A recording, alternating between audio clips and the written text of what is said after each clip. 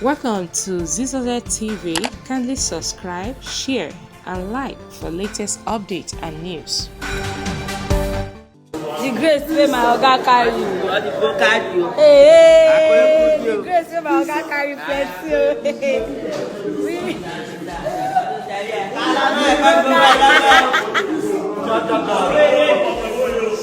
Four plus four, my love four, Oyetola bá mi wà ní oníbàjẹ́ ọ̀tọ̀ ṣe mo padà bọ̀ ní Ọ̀ṣun Òṣogbo Oyetola Oyetola wà oníbàjẹ́ bá mi yan Tinubu gbà fọ́gà kó má lọ sórí ibú o láti ẹ̀ kó má gbọ́ o. July 16 ṣó gbọ́ agbábadìde Portable ọmọláyọmí wàhálà mi ti ṣàwé lórí ìdààmú àdúgbò yìí máa tẹ̀lẹ̀ sí Òṣogbo Àkóyè PC láti ẹ̀ kó má gbọ́ o Àkóyè PC. The grace wey my oga carry you.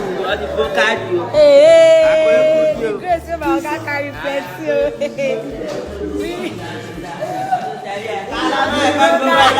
o.